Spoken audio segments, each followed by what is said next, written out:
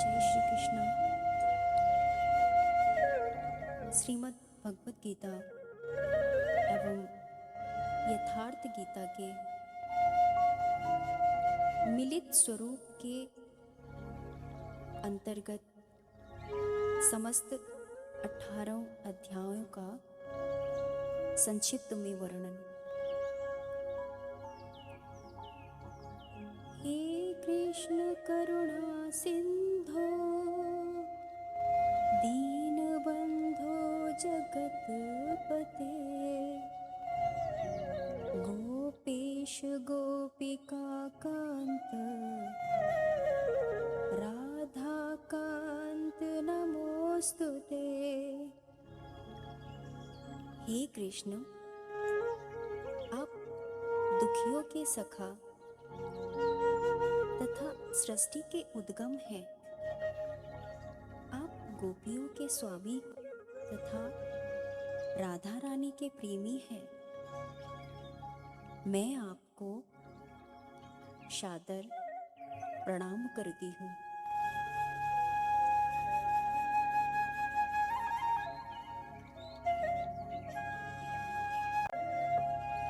भगवत गीता का मर्म भगवत गीता में ही व्यक्त है। यह इस प्रकार है, यदि हमें किसी औषधि विशेष का सेवन करना हो तो उस पर लिखे निर्देशों का पालन करना होता है। हम मनमाने ढंग से या मित्र की सलाह से औषधि नहीं ले सकते। इसका सेवन लिखे हुए निर्देशों के अनुसार या चिकित्सक के निर्देशानुसार करना होता है। इसी प्रकार श्रीमद् भगवत गीता को इसके व्यक्त द्वारा इसे वक्ता के द्वारा दिए गए निर्देशानुसार ही ग्रहण करना या स्वीकार करना चाहिए। भगवत गीता के वक्ता भगवान श्री कृष्ण हैं। भगवत गीता के प्रत्येक पृष्ठ पर उनका उल्लेख भगवान के रूप में हुआ है। निसंदेह भगवान शब्द कभी कभी किसी भी अत्यंत शक्तिशाली व्यक्ति या किसी देवता के लिए प्रयुक्त होता है, और यहाँ पर भगवान शब्द निश्चित रूप से भगवान श्री कृष्ण को एक महान व्यक्ति वाला बताया है। किंतु साथ ही हमें यह जानना होगा कि भगवान श्री कृष्ण पूर्ण पुरुषोत्तम भगवान है। जैसे कि पूज्य शंकराचार्य जी, रामानुजाचार्य जी, माधवाचार्य जी, निम्बार्क स्वामी, श्री चैतन्य महाप्रभु तथा भारत के वैदिक ज्ञान के अन्य विद्वानों आचार्यों ने पुष्टि की है। भगवान ने भी स्वयं भगवत गीता में अपने को परम पुरुषोत्तम भगवान कहा है, और ब्रह्म संहिता में तथा अन्य पुराणों में, विशेषतः श्रीमद् भागवतम में, जो भागवत पुराण के नाम से विख्यात है, वे इसी रूप में स्वीकार किए गए हैं। अब हम श्रीमद् भगवत गीता के समस्त 18 अध्यायों का संक्षिप्त में विवरण।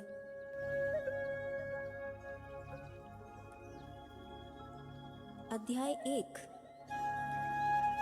कुरुक्षेत्र के युद्ध स्थल में सैन्य निरीक्षण।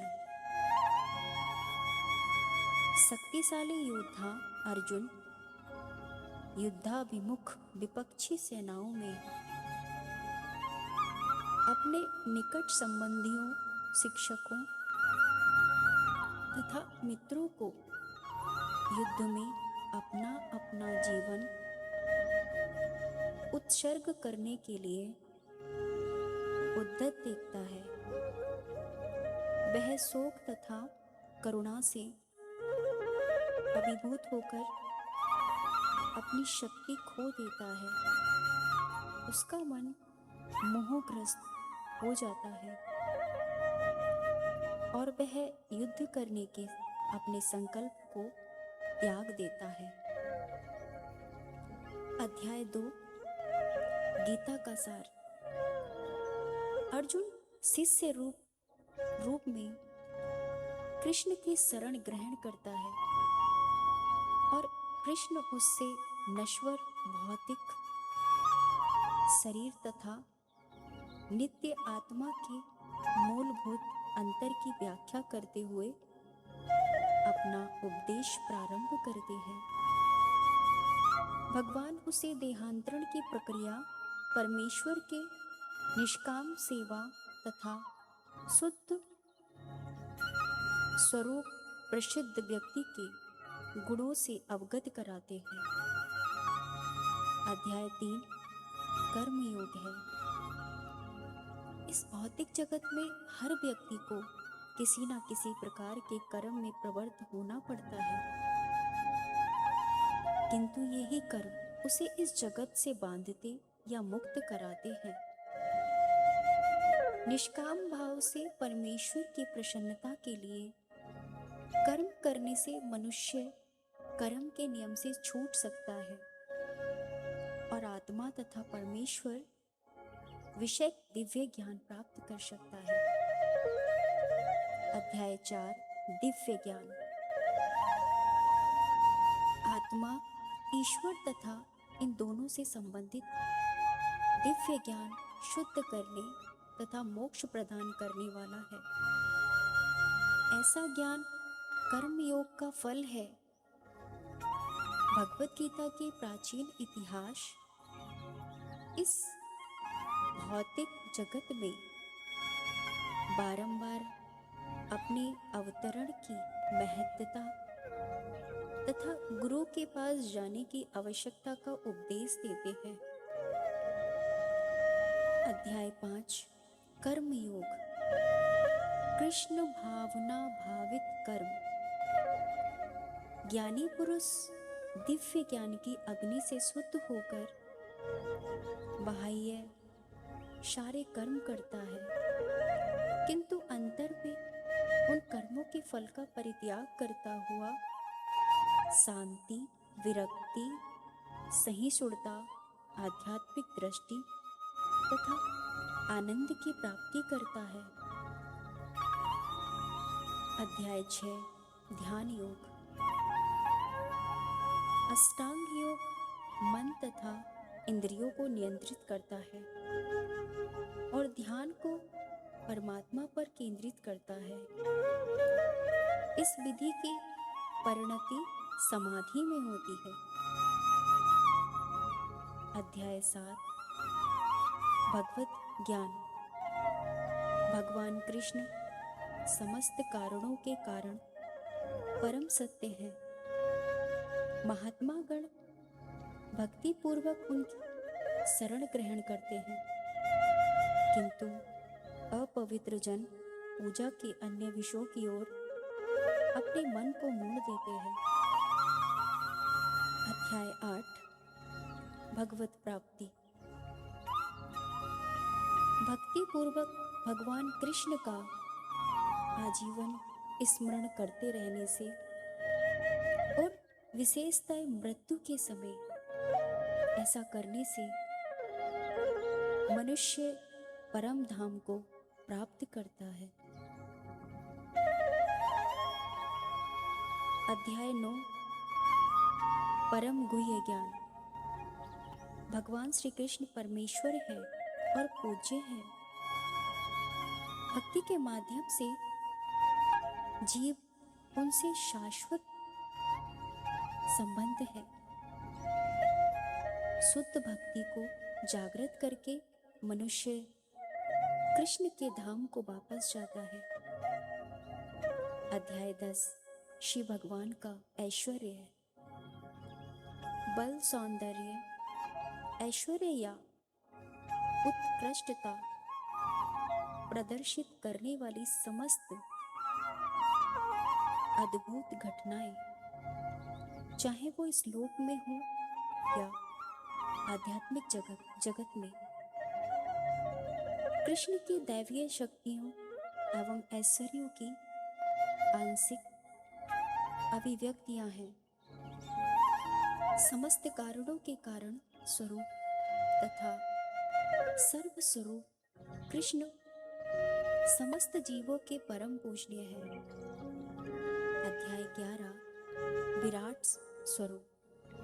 भगवान कृष्ण अर्जुन को दिव्य दृष्टि प्रदान करते हैं और विश्व रूप में अपना अद्भुत असीम रूप प्रकट करते हैं। इस प्रकार वे अपनी दिव्यता स्थापित करते हैं। कृष्ण बतलाते हैं कि उनका सर्व आकर्षक मानव रूप से ही ईश्वर का आदि रूप है। मनुष्य शुद्ध भक्ति के द्वारा ही इस रूप का दर्शन कर सकता है। अध्याय 12 भक्ति योग। कृष्ण के शुद्ध प्रेम को प्राप्त करने का सबसे सुगम एवं सर्वोच्च साधन भक्ति योग है। इस परम पद का अनुसरण करने वालों में दिव्य गुण उत्पन्न होते हैं। अध्याय 13 प्रकृति, पुरुष तथा चेतना। जो व्यक्ति शरीर, आत्मा इनसे भी परे परमात्मा के अंतर को समझ लेता है, उसे इस भौतिक जगत में मोक्ष प्राप्त होता है। अध्याय 14 प्रकृति के तीनों गुण। सारे देहधारी जीव भौतिक प्रकृति के तीनों गुणों के अधीन हैं। ये तीनों गुण सतोगुण, रजोगुण तथा तमोगुण हैं।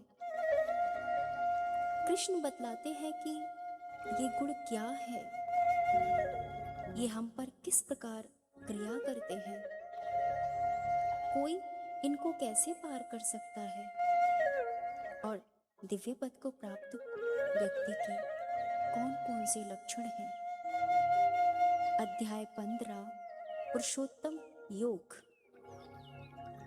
वैदिक ज्ञान तथा वैदिक ज्ञान का चरम लक्ष्य अपने आप को भौतिक जगत के पास से विलग करना तथा कृष्ण को भगवान मानना है। जो कृष्ण के परम स्वरूप को समझ लेता है, वह उनकी शरण ग्रहण करके उनकी भक्ति में लग जाता है। अध्याय 18 जय श्री कृष्ण। श्रीमद् भगवत गीता एवं यथार्थ गीता के मिलित स्वरूप के अंतर्गत समस्त 18 अध्यायों का संक्षिप्त में वर्णन।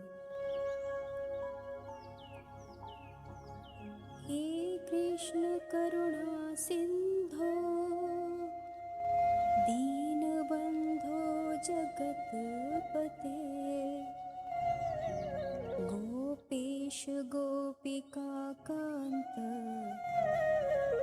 राधा कांत नमोस्तुते। हे कृष्ण, आप दुखियों के सखा तथा सृष्टि के उद्गम हैं। आप गोपियों के स्वामी तथा राधा रानी के प्रेमी हैं।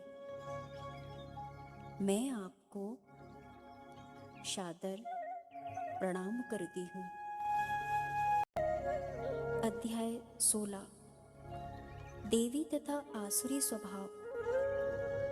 शास्त्रों के नियमों का पालन ना करके मनमाने ढंग से जीवन व्यतीत करने वाले तथा आसुरी गुणों वाले व्यक्ति अधम योनियों को प्राप्त होते हैं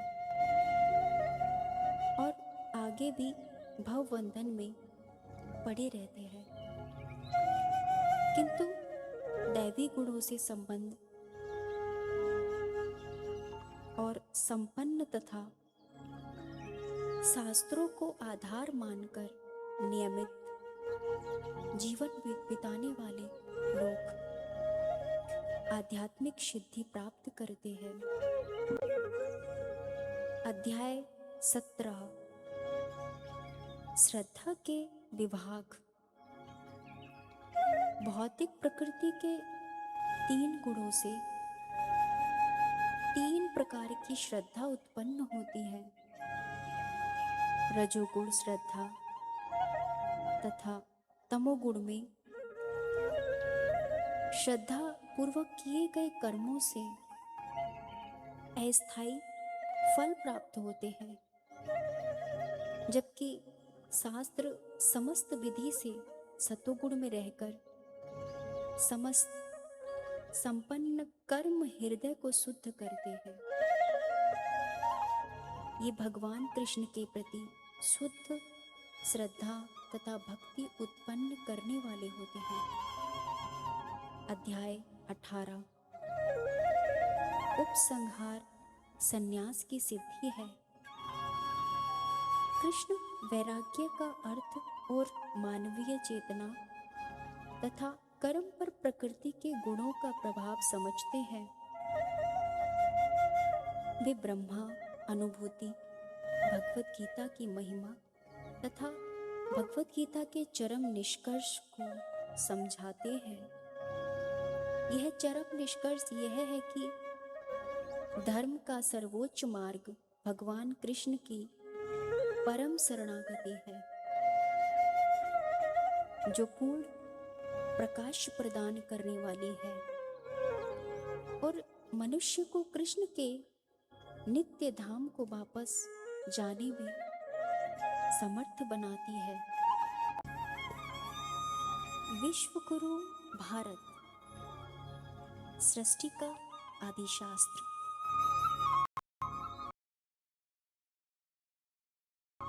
श्रीमद् भगवत गीता में वर्णित है कि भगवान श्री कृष्ण ने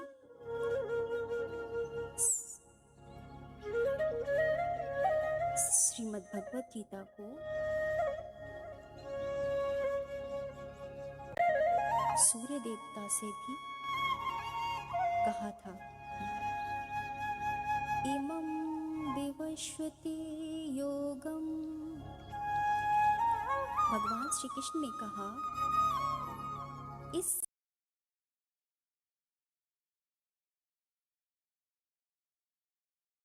अविनाशी योग को मैंने आरंभ में सूर्य से कहा। सूर्य ने इसे स्वयंभू आदि मनु से कहा।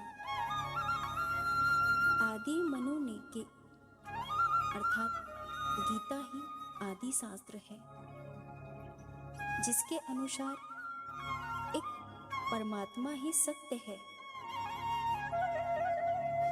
परम तत्व है, वह कण कण में व्याप्त है।